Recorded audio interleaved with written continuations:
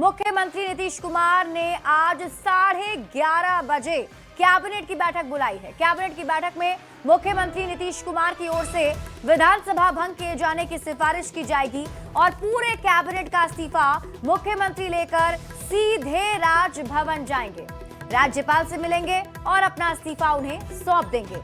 मंत्रिमंडल का इस्तीफा होगा और उसके बाद राज्य विधानसभा को भंग किए जाने की सिफारिश की जाएगी।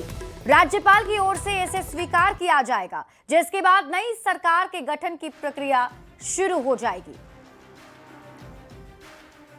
नई सरकार के गठन के लिए आज का दिन बेहद महत्वपूर्ण है। 20 तारीख को नई सरकार का गठन होना है और उससे पहले आज मुख्यमंत्री नीतीश कुमार अंतिम कैबिनेट की बैठक करने वाले हैं। अंतिम कैबिनेट की बैठक के लिए सचिवालय की तरफ से पत्र भी जारी कर दिए गए हैं। 11:30 पर ये बैठक होगी और इस बैठक में महत्वपूर्ण निर्णय लिए जाएंगे। आज विधानसभा भंग होगा। मुख्यमंत्री नीतीश कुमार इस बैठक के बाद राजभवन जाएंगे और अपना जो पत्र है यानी मुख्यमंत्री पद से वो इस्तीफा देंगे और उसके लिए अपने मुख्यमंत्री आवास से वो निकलकर राजभवन जाएंगे और उसके बाद 20 नवंबर जो संभावित तारीख है नई सरकार के गठन की, उसके लिए तैयारी और तेज कर दी जाएगी। यानी इस सरकार का आज अंतिम कैबिनेट बैठक होगा और इसके लिए सचिवालय की तरफ से पत्र भी जारी कर दिया गया है। 11:30 में मुख्यमंत्री महत्वपूर्ण बैठक करेंगे, कैबिनेट की बैठक होगी और इस बैठक के बाद विधानसभा भंग होगा, मुख्यमंत्री इस्तीफा देंगे और उसके बाद जो संभावित तारीख है यानी 20 तारीख महत्वपूर्ण तारीख, क्योंकि इस बार एनडीए की ऐतिहासिक जीत हुई है, बड़ी तैयारी है शपथ ग्रहण की। पटना के गांधी मैदान में बड़ी शपथ ग्रहण की तैयारी की जा रही है और उससे पहले महत्वपूर्ण आज बैठक होगी और उसके बाद मुख्यमंत्री इस्तीफा देंगे और फिर 10वीं बार शपथ ग्रहण की तैयारी में मुख्यमंत्री नीतीश कुमार भी जुट जाएंगे। कैमरामैन अजय दुबे के साथ विनीता मिश्रा, न्यूज़ 18 पटना। तो बिहार में नई सरकार के गठन को लेकर तैयारी जोर शोर से चल रही है और पटना के गांधी मैदान में शपथ ग्रहण समारोह होना है। 20 नवंबर को नीतीश कुमार 10वीं बार बिहार के मुख्यमंत्री के तौर पर शपथ लेंगे। ऐसे में समारोह को लेकर तैयारियां भी तेज कर दी गई हैं। मौके से और अधिक जानकारी दे रही हैं न्यूज़ 18 संवाददाता विनीता मिश्रा। के गठन के लिए पटना के ऐतिहासिक गांधी मैदान में बड़ी तैयारी शुरू कर दी गई है।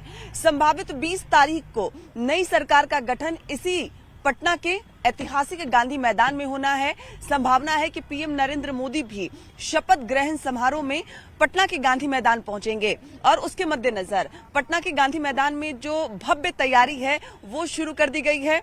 17 से 20 तारीख तक गांधी मैदान में एंट्री फिलहाल बंद करने के जो आदेश है वो भी दे दिए गए हैं। यहाँ पे बड़ा सा टेंट बनाने के लिए देखिए जो सामान है वो ट्रकों पर लोड होकर यहाँ आ गए हैं, कुर्सियां आ गई हैं, मंच तैयार किए जा रहे हैं और पानी का छिड़काव भी पटना के गांधी मैदान में किए जा रहे हैं। गांधी मैदान में बड़े स्तर पर टेंट, गेट, मंच और बैरिकेडिंग का काम शुरू कर दिया गया है।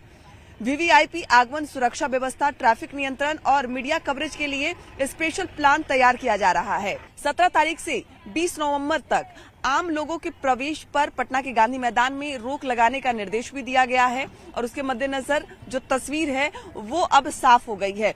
10वीं बार बिहार के मुख्यमंत्री पद की शपथ लेंगे और कई फॉर्मूले भी सामने आए हैं। यानी बीजेपी और जेडीयू की अगर हम बात करें तो कितने मंत्री शपथ लेंगे, लगभग 14-15 का जो जिक्र है वो सामने आ रहा है।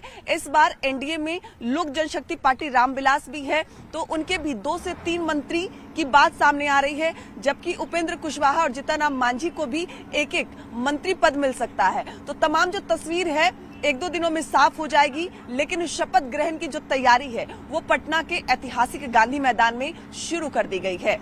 कैमरामैन अजय दुबे के साथ विनीता मिश्रा, न्यूज़ 18 पटना।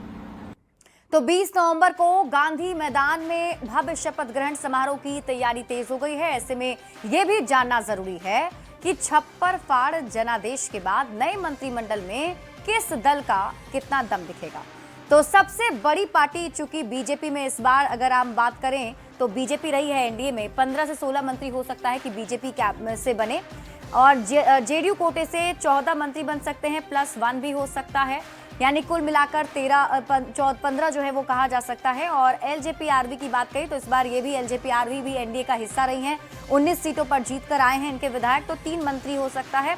और जीतन राम मांझी की पार्टी जो हम है उससे 1, और आरएलएम यानी कि उपेंद्र कुशवाहा की जो पार्टी है उनसे भी 1 मंत्री बनाए जा सकते हैं।